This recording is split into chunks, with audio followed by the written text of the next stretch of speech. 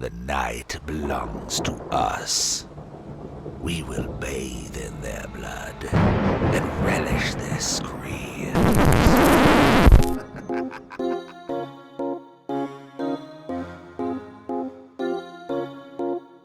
Hi everybody, I'm Mark White, the former project lead and managing director for Southampton Vampire by Night. In today's video I'm going to be looking at new players and how we wanted to kind of, well, incorporate that as one of the main focuses for the project. So the story behind this is that I found that new players into a LARP were struggling. From my personal opinion, from when I personally went to LARPs and stuff like that, a lot of the information from the game and stuff came from my friends that were already playing it or doing extensive research onto the game. And even then, when you do all that research and you turn up and play, if it is an existing game, it's still incredibly daunting. You don't know anybody there, you don't know the ref team, you don't know many of the players, especially if, like when I went to a LARP reasonably recently, that I understood the rules but I'd never attended it before. I knew probably 2 other people at the event, if that, and it's quite overwhelming. So there was that, and then you've got, of course, things like where new players aren't treated particularly well by the other player base because they either are a threat to their character, or that they're coming in and taking away game from them that they would normally do. For example, I don't know, let's say a character was somebody who normally was the go-to guy for occult information, and all of a sudden a new character arrives and they're all about the occult. It's threatening to take away game from that particular player, so that player may seek to undermine or remove that character stroke player from the game.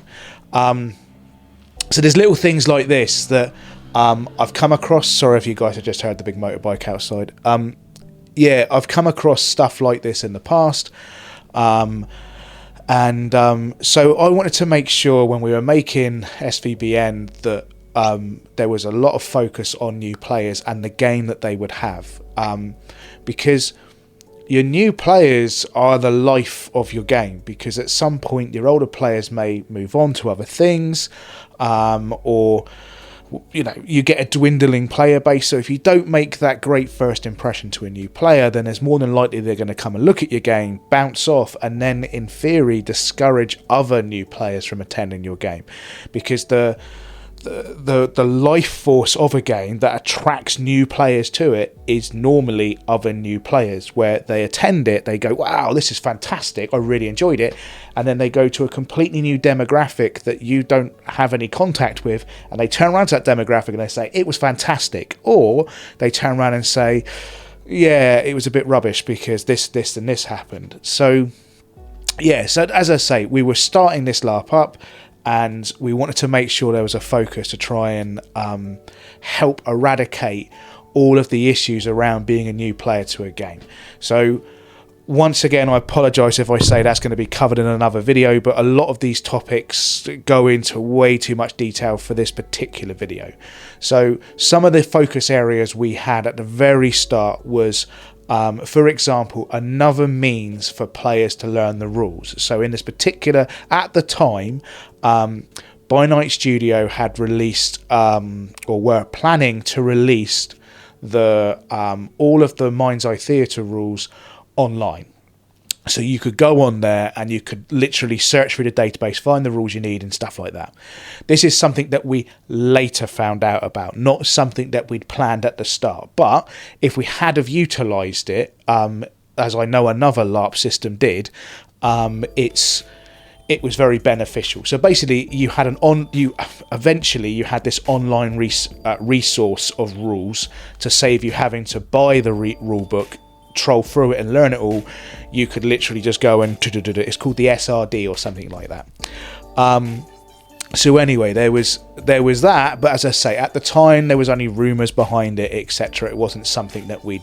So I went, well, how can we get these rules over to someone? Because the rule book was 500 pages. It was huge, this big thick thing full of lore, full of background, full of rules, full of just. It was overwhelming. So I went, well, I'll tell you what, let's make some videos. Let's try to help alleviate the kind of the pain of being a new player by making some videos. And they were to cover things like how to create a new character, combat in the game, the skill systems and the skills in the game and what they all do, so you don't look through it and you look at this one little paragraph that tries to explain something.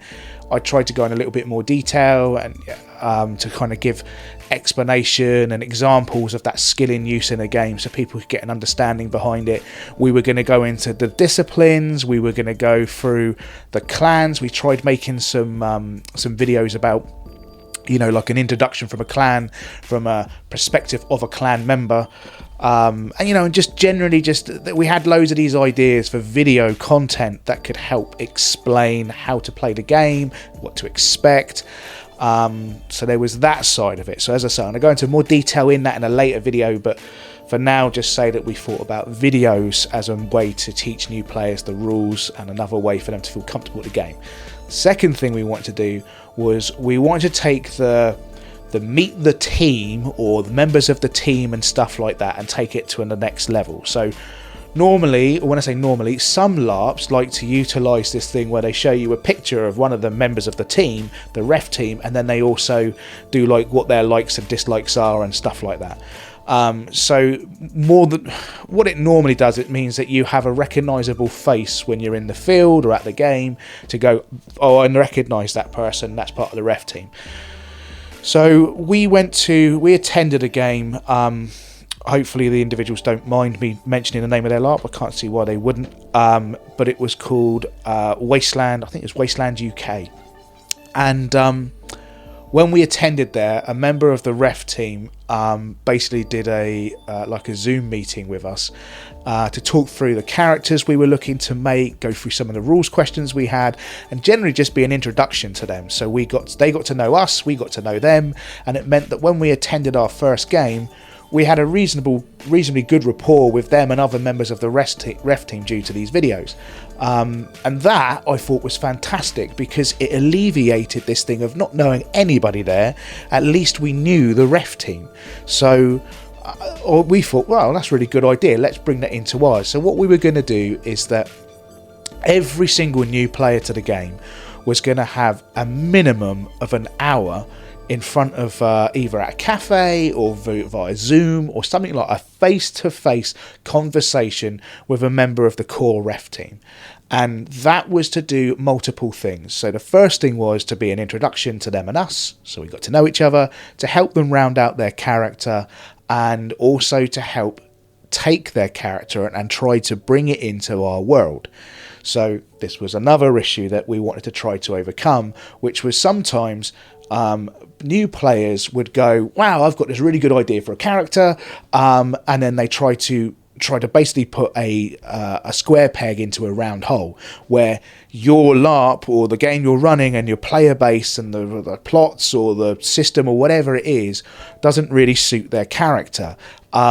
So what we wanted to try to do was to ensure that every new character could fit into our world, you know, as in have some form of background or part of it. So this could be things like for vampires, who was their sire or their lineage, to give them maybe links to other characters in the game. It could be that we put future plotline seed points into their character backgrounds, so when that plot started to merge into the game, their character was actually knew more than anybody else would in the court. We did things like we looked at historical events in the city and thought, well, how could we try to tie those to a new character? In general, all of this would have come from conversations with that player to try to get that really good fit for their particular character into the game. So they didn't become that square peg in the round hole kind of system. And all of that would have only come from dedicating that time to have that chat with them. So you're doing a lot of things. First of all, you're making sure that their character is all together and all up to date. It's XP's been spent properly and all that jazz. That they're comfortable with the rules, that they've met you and other members of the core ref team, that you've met them and you've got an understanding of their likes and what they like and don't like, that you've made their character already feel part of your world, and stuff like that can all come from that one-to-one meeting. So that was something that we were very keen to do. Then we were also looking at things to do with how that play. Now this will come into a separate video as well, but also the game we were playing had dark themes to it. Your vampires, your monsters, your alpha hunters, basically going out and attacking and taking something from someone that they don't want to give. You're basically grabbing onto someone and draining their blood with a possibility of killing them, etc., etc. So it's a game that is, you are playing a predator, and so we wanted to make sure that, first of all, that the player understood what themes, what was going to be happening in our game, and also we were aware of anything that they wouldn't want to see in the game. So, as I say, there's a whole separate video on this to do with like consent and stuff like that. But basically, what we were going to ask them to do is there was a form that we filled that goes through, and it's basically like a green, amber and red to particular subject matters and taboos and stuff like that. And if they had red for any of them that may appear in the game, then that would flag to us, due to a little system we were using for creating plots, that would flag to us that that player is a red for that particular thing, which means we would then at the game try to ensure that that player didn't encounter said thing. Now that would be a little bit of an out of character conversation, but basically what would happen is we would try to dedicate a member of the ref team to go and have a quick chat with that person to then try to remove them from that area, or at least give them fair warning that that thing was about to happen. I've had it in LARPs in the past where there's certain things that upset me, and I was exposed to them without pre-warning, and that made the whole situation incredibly uncomfortable and stuff like that. To be honest with you, it's being touched like by other players. So when you fall over, you hit the deck in some games, and somebody comes over and pretends to do some form of medical on you, putting a syringe in, bandage you up, stuff like that. Normally there's quite a lot of physical role play taking place during that, and that whole scenario makes me feel uncomfortable. And it happened at a particular game where I came back off the field. I was given a card that basically says you've had a traumatic kind of wound or event to you, and you need to now go into the medical tent over there where someone's going to role play through like healing you, and there's a possibility your character could die or come away with a negative effect, etc., etc. And basically, if you don't go, I was under the impression that if you didn't have the role play, you just got the negative effect. So it was that kind of, you go through the role play and there's a possibility of not having a negative effect, but if you don't have the role play, you get the negative effect. So I kind of felt forced in a way into going through that experience, which I particularly don't enjoy it. Random strangers coming up and although it's not in any way sexual what they're doing, it's intimate, they're touching me, which I don't feel comfortable with. So anyway, I wanted to try to remove experiences like that are sometimes in the rules away from players, and we could do that by this kind of check sheet which gave, and it was that check sheet would have only been visible by the core ref team. So we're going to have layers to our ref teams, and the core ref teams would know that about all the players. So when we were checking off plot lines for the evening or things that were going to happen at the game that we knew about in advance, we could then highlight if there was anything that was going to affect these new players, or players in general, not just new. And So there was that. We also ensured that we had a robust, and I'll go into a separate one, and once again, a grievance system. This was to ensure that players were aware of the system. Well, they were fully aware of what would happen if any of our rules were broken, or if anything happened to them that they had a big concern about. And we had a system in place we were going to implement that meant everybody got a fair kind of say in the situation, and then there would be allocated time for people to get their responses through, etc., etc. It was there to ensure that even if it was somebody had an issue with a member of the ref team, that there was a fair and impartial way to resolve that situation.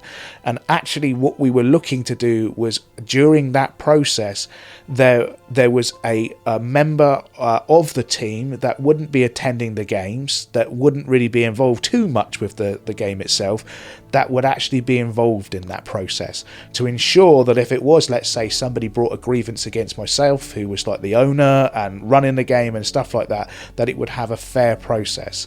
And at the end of the day, if I was ever in a situation where I had caused a player to want to follow through that process, of course, I'd want to make sure that it was fair and impartial, etc. Because, at the end of the day, even though I may have had to walk away, at least I knew that the game was still running and its reputation was still in place, and people would still continue to be able to LARP and enjoy the game, etc., etc., which was the whole point of this in the first place, which was to try to ensure that Vampire LARP survived. Anyway, so we had a grievance system, we had that new player kind of welcome to the game, we had, as I say, the kind of themes of the game and all of that. And then the last thing we were going to implement as well is a ref check system. So the ref check, once again, this will go through in the grievance thing, I'll cover this, but the ref check, in a way, lots of games use it, but it was to do with key phrases or words we were going to use that was going to be able to say to someone during a role play, are you okay? Do you want me to amp this up, this role play? Do you want it to stay the same, or do you want me to bring it down a level? Which meant that if you were having a heated conversation with someone, your characters are going at it and getting more and more like, oh, and the other person was starting to feel a bit uncomfortable, they could give a hand gesture to say, hey, look, I'm starting to feel uncomfortable with where this is going, like in volume or in intensity. Can we take it down a bit? And that would then prompt the other player, stroke ref, stroke NPC, to calm things down. Or the complete opposite, where they're just like, I'm loving this. This is great. Don't be afraid to take it up a notch. You know what I mean? So there was, those kind of things we were going to implement and make sure that all players were aware of them. So during that new player meeting, all of these things would be discussed, so they were made aware of everything that was kind of like in the game, the resources available to them.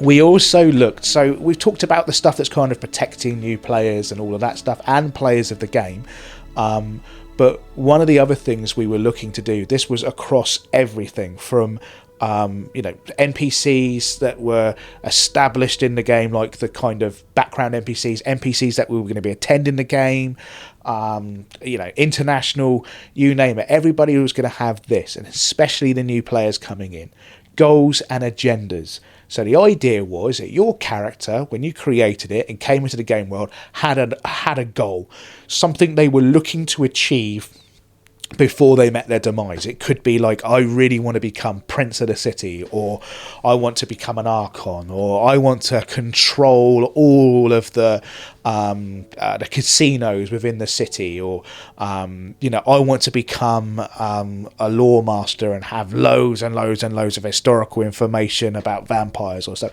You have basically an end goal for your character, that when they reach that, you would feel comfortable retiring them and then becoming part of the world as a permanent feature stroke, was it NPC of the world. Now, but the agendas leading up that were kind of mapping out things that you could do at games to kind of motivate you on a game per game to go towards that goal. It's not to say that was going to be your only drive. Of course you'd be doing other things. There'd be plots and other stuff you'd be getting on with, but it means that your character has an overarching kind of momentum to them, something that they can get their teeth into at every court. Now, agendas could be, let's say we use the example of I want to become Prince, that you're trying to acquire boons over key characters within the court, that you're trying to find some way to manipulate or besmirch the current prince in a way which would turn the popularity of the court against them, or that you're trying to build relationships outside of the court with other domains to help in your kind of your practice attempt and stuff like that. It could be you're trying to blood bond some vampires to you as a guarantee protection if things were to go south, or it could be that you're trying to establish a safe haven within the city just in case things do go south, enough for you to be able to get out the city afterwards and not get captured by the prince or something. So these are those kind of agendas you would have on your character. And if you think about each of those agendas I just mentioned, they're something that you wouldn't really just achieve in one game. They would be over a series of games. Trying to get boons over another characters would probably involve you having to actually do stuff for that character or hold some kind of sway or manipulation to be able to extract that boon from them. So, as I say, every player was going to have those goals and agendas, and of course the NPCs would, etc. So it should mean that when a new player hits the game, they've got something they want to be getting into.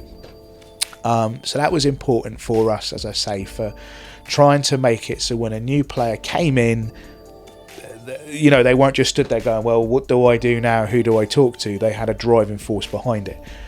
Now, when I said about, turning up to the game and not knowing what to do or who to speak to, we were also having, we wanted to implement new player kind of NPCs. So every court was going to have it.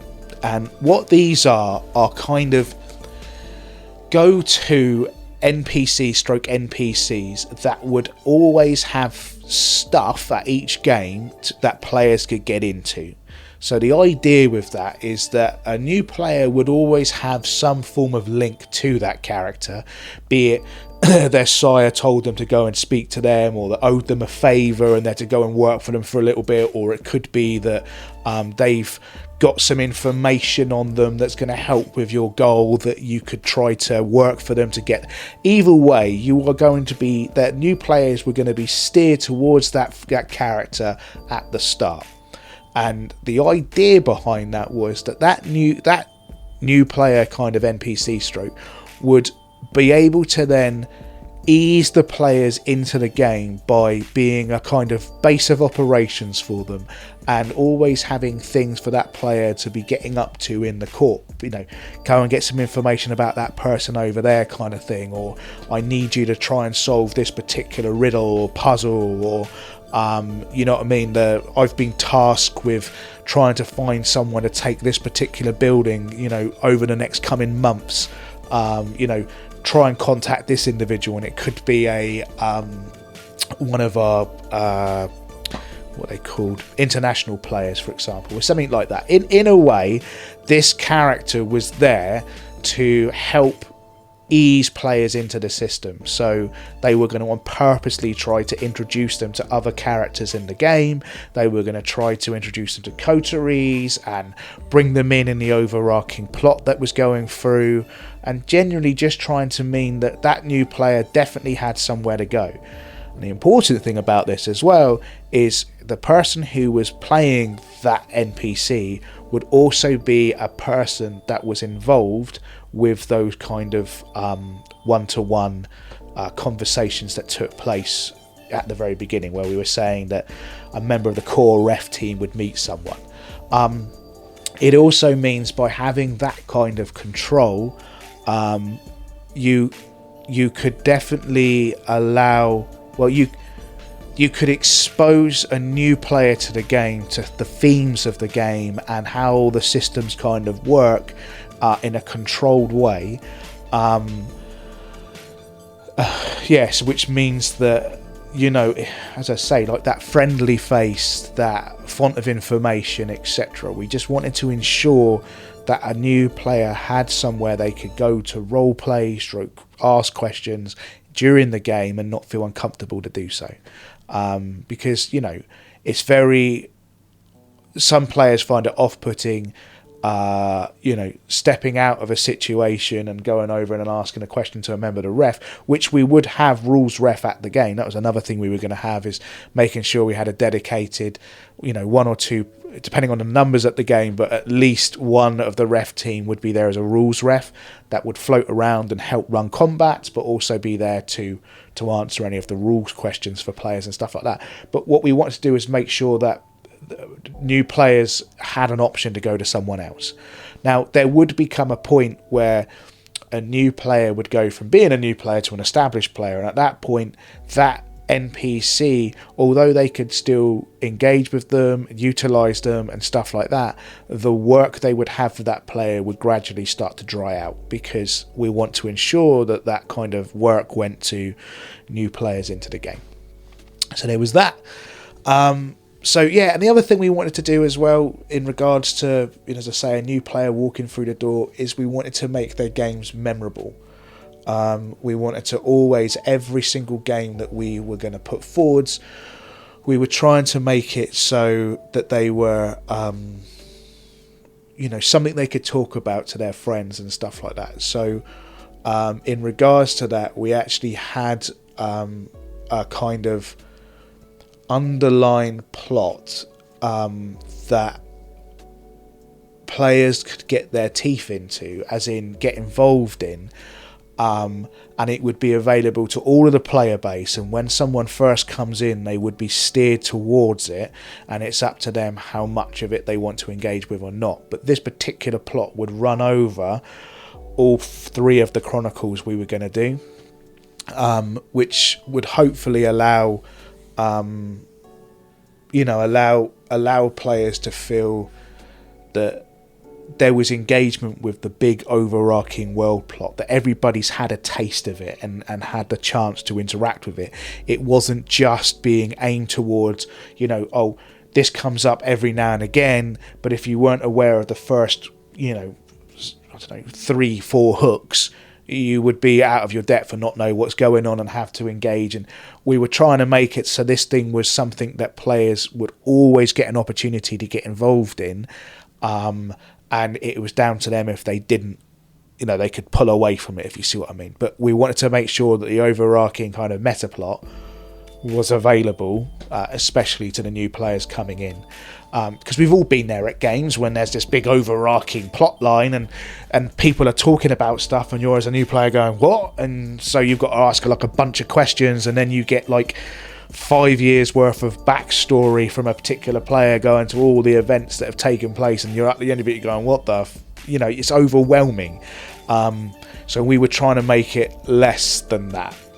We were trying to make it that the information, of course, is there, but every player gets the opportunity to go down that rabbit hole to find it themselves.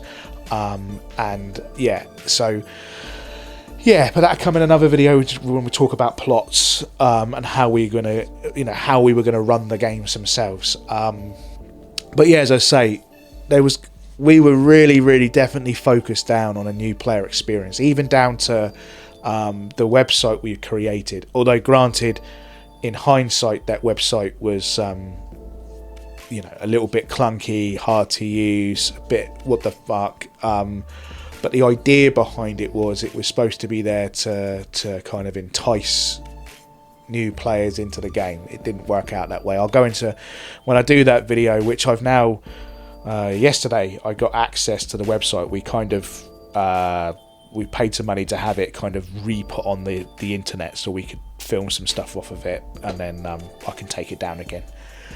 But yeah, so as I say, it was, yeah, we were just desperate to make sure that anybody who attended our game would enjoy themselves and feel safe. And and so things that went wrong with that, as it was pointed out to me on multiple times, is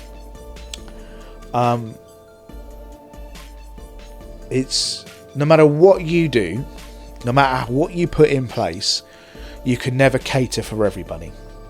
There is, so many things that can upset people, offend people, that it's very difficult to create a game that can cater for everybody. So you're always going to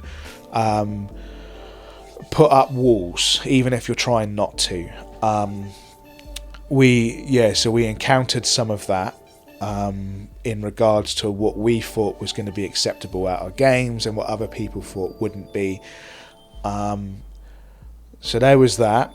The actual the taboo side of stuff, I think that went to nearly the entirety of the production the time in which the game was in production. That was continuously being re-looked at, re-evaluated, and tweaked and changed as the game was being developed. So that should give you a kind of understanding of, things were changing generally in society and culture and stuff, but also things that would have been acceptable 3 years ago are no longer acceptable, towards the end. And we were constantly trying to tweak and find ourselves and etc. So there was that. It was also pointed out to me that dedicating an hour, if a minimum, to a new player as they come in would be a serious drain on resources. But I was adamant I wanted to keep it in. But it meant that we eventually found out that when we did the maths on stuff, we were going to have to dedicate, and this will come up later, a dedicated hat to an individual to actually do those new player kind of introductions. And what would happen is that those videos would then be recorded and reviewed by the core ref team, because it became clear that the core ref team, especially if we had an influx of new players, because we were expecting a reasonable amount of, you would get all new players at the very start. So we were thinking maybe the launch game we may have 30 to 50 players. Well, that's 30 to 50 hours minimum of Zoom calls to arrange, to fit around other schedules, work plans, etc. So it's quite a heavy investment at the front, and we wanted to ensure that kind of the dedication was still given to the players, because also, even if somebody else was to do those meetings, or we were to share those meetings out around a small group, we would all then still need to review by re-watching those videos afterwards to make sure that the core team was aware of all the new players coming in. So it was front end heavy. It's kind of like, it would have been, I don't know, maybe 100 hours, 150 hours worth of recordings to watch on top of that amount of new player meetings to make those videos. It was, so it's pointed out to me that would have been a heavy investment of time to do that, but we thought that it was, I still to this day think that it was important that we'd have done that, because yes, there's an investment in time up front, but the end result would have been a much happier new player to the game. And we could have done things like, if a new player was coming in as a group and they were all comfortable to discuss certain things in front of each other, we could have done it like that. So there was that. So if you are thinking of any of these things that I've just talked about, always remember there are pitfalls for everything you want to do. The grievance system, which I will go into in more detail in another one, but for new players, the grievance system was difficult because of the timescales we were allocating to certain things. Some of the members of the team and some particular play testers that were shown it thought that some of the timings were a little bit off, and were weighted heavily towards the injured party and not towards the person being accused. But yeah, in general, I don't regret much from what we were doing for new players. I still think it was one of my big focuses. I mean, I've had some experiences, that for sure, at LARPs where you know, I haven't felt comfortable at games, especially on my first time round. I mean, when I first came into Vampire, it was terrible. I didn't know the rules. I didn't know what was going on. I knew quite a few people at the game because it was made up predominantly of my social group. But even with knowing people, my first maybe 6 months of the game, I just sat around at the games, just not doing anything, not knowing who to talk to or what to say, and being worried that if I said something, it was going to get my character killed, or because, you know, vampires are quite a political game. Yeah, so I wanted to try to avoid that, and I also saw new players coming into the game that were struggling.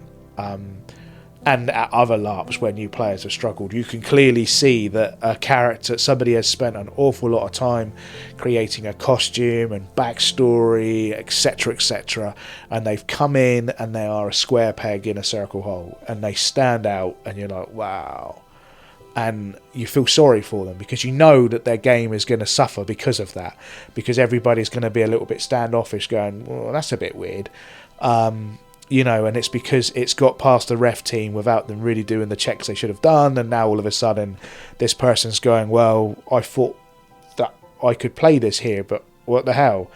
Or you're that situation which I said right at the very start about someone who's, you know, just come in and, you know, all of a sudden, because they're taking game away from someone else that at the time they don't realise they're doing, their character is constantly under fire, and it can make you feel like, wait a minute, is this because of my character or because me as a person? Am I not fitting in here?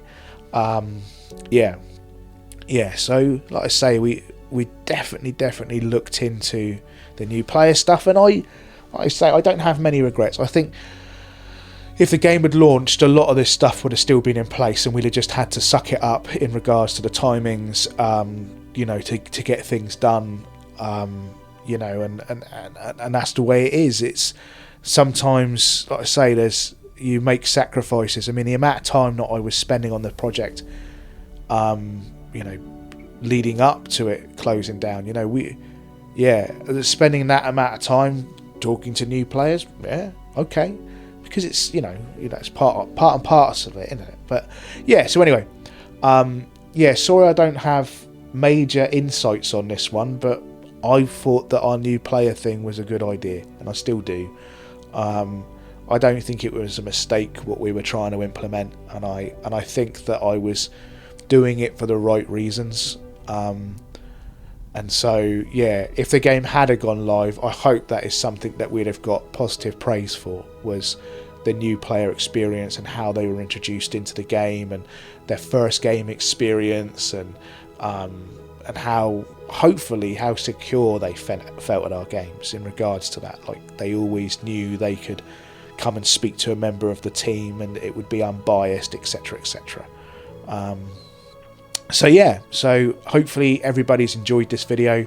Thank you for those that went onto the poll that I posted out and said that you wanted to view this one. Well, here you go.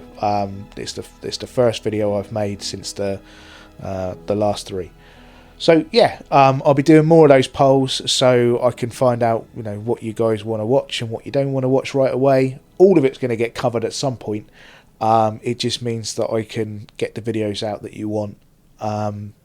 So yeah, thank you very much for everybody that also has been viewing these, especially those that stay right the way through. Fantastic of you. You know, I really do appreciate it, and it does make me feel more, you know, infused and comfortable kind of doing this stuff again, you know. So yeah, thank you very much. I really do appreciate everybody's support, and thank you for the comments everybody's been putting in. They've been really good. I've enjoyed them. Even the comments that are coming out when I've been posting these on the Facebook groups and Reddit and stuff like that. It's really great to have some engagement with the audience. So yeah, thank you very much, and I love you all, and goodbye.